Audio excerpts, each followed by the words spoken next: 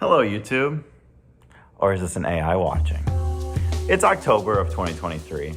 My name's Jacob. I've been really curious about a lot of the tech stuff that's been discussed in the past year or so. I thought it would be a good idea to make a video and kind of check in at this point in time with my opinions on all this stuff and what I'm excited about, what is new to the world at this point in time. Because things are moving really fast, and I feel like a lot of people that I have discussions with in everyday life aren't as familiar with all of the stuff that's actually happening. Some of it's crazy. So I wanted to talk about that, just like show some really cool stuff because it's wild. So there's no doubt that AI is the big buzzword right now. I mean, you hear it all over the place and a lot of people are trying it out, testing it, and the advancements are happening very quickly as well. Just this past spring, the only sort of interface we had with text input, and now ChatGPT 4, I believe, the new update, you can show it images and it'll look at what's happening and have a conversation with you on that. Additionally, Bard, the Google AI, this one is connected to the internet. It is insane what this thing can do because it knows everything that's happening all over the world as long as it's available on the internet and is able to generate information with almost anything you ask it. I love using these tools for everyday life because they can provide such valuable information. I know a lot of people are kind of scared of this. I feel like the days of instruction manuals and like calling up experts might come to an end because AI will be the expert on everything.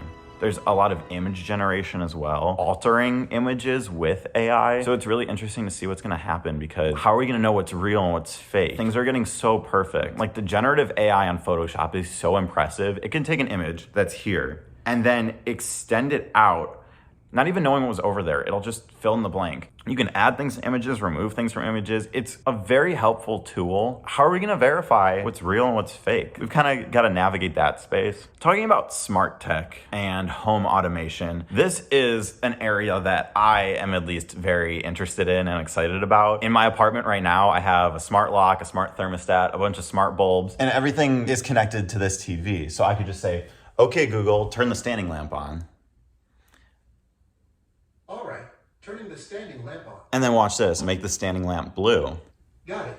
Changing the standing lamp to blue. I had smart outlets in my last place, but now that I have all of this, I just want to keep finding additional devices that can be part of this network because it's awesome that all I have to do is talk out loud and then change the temperature or lock my door. As this stuff is paired with AI and understands my environment and what my schedule is, it'd be great for it to suggest things for me and kind of work on its own. I'm thinking about getting to a point where I can say out loud, hey, I'm having these kind of friends over for this kind of event, or I'm in this kind of a mood or something. And it can evaluate all the different devices you have that are connected to make the perfect environment for whatever situation it may be. That, I have a feeling, is coming very soon. And I guess with all the smart home stuff kind of also falls into the category of automation. I think that's really exciting because it takes the effort off from us as humans to have things kind of do it on its own. A great example of this that I had the pleasure of riding in is Waymo cars. So this is a completely self-driving car. We've all heard of self-driving cars, but this is actually a car driving itself. Like there's no person behind the wheel. It's completely on its own. Living in Tempe for a couple of years while they were testing out these Waymos, there would be a driver in the car and it has cameras all over it. And then at some point, it was good enough that it was street legal. And now you could just order one. You don't have to tip it. You don't have to talk to anybody. You just hop right in and it drives you to where you need to go. This is incredible. I just moved to Dallas and a lot of people here haven't heard of this because they aren't around our city yet. I think Austin has some. Phoenix for sure is where I was able to use them. These are gonna be more common. What's the point of having a driver's license in the future if all the cars are gonna be the ones driving for us? I actually think by like 2050, maybe 2060, it'll be crazy for someone to actually put themselves behind a wheel. All of these sensors around the cars are smarter than a human, right? We have an insanely slow reaction time compared to all of these sensors put together. We have 2 eyes and 2 ears. They have like millions of data points coming in all at the same time. This is the mindset that I have and the reality of what the future is gonna look like. I also wanted to talk about digital IDs. In Arizona, I have an Arizona driver's license. They just adopted mobile IDs. One of them is in the Apple Wallet, which I'll put a screenshot of, where you can tap your phone and it provides your identification information. It makes more sense to me because you carry your phone around anyway. Something I am so ready for is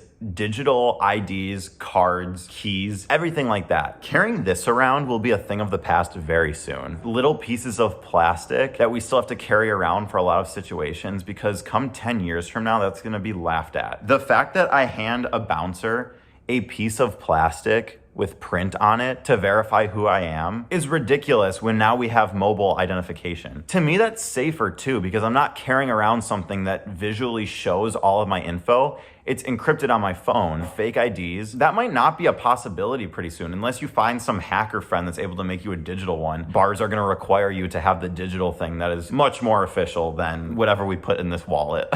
Probably the most interesting piece of tech that I've seen so far, and that I wanted to make sure to include in this video, is Neuralink. Just last month, I believe, they announced that they're gonna start human trials on Neuralink. For those that don't know, it is some sort of brain implant. I'm not entirely familiar with how it works on a biological level. They're putting something into your brain that is sending and receiving signals with your neurons. I think for the initial testing, they want people that are paralyzed for whatever reason or have mobility issues. The Neuralink will be able to send information from your brain into your body with parts that have been disconnected. That's awesome. There was a video earlier this year, 2023, that showed the animal testing being successful.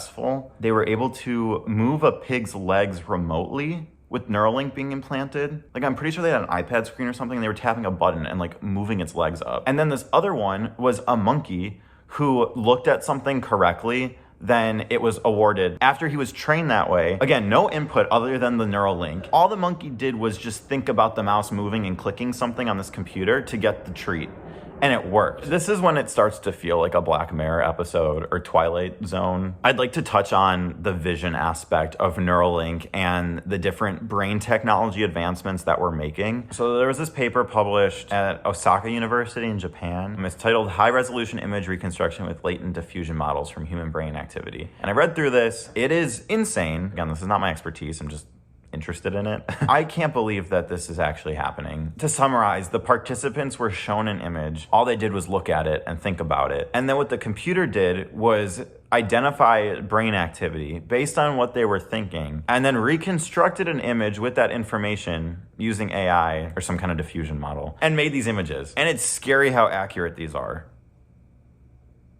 Whoa, we can record dreams. We can record thoughts. This is happening in our reality. It's already going through testing. Our neurons work with either sending a signal or not sending a signal. It's either a yes or a no. And a computer speaks in ones and zeros. That's all that code is. On the most basic level, a yes or a no. This stuff's just gonna keep getting better. We are in the future right now.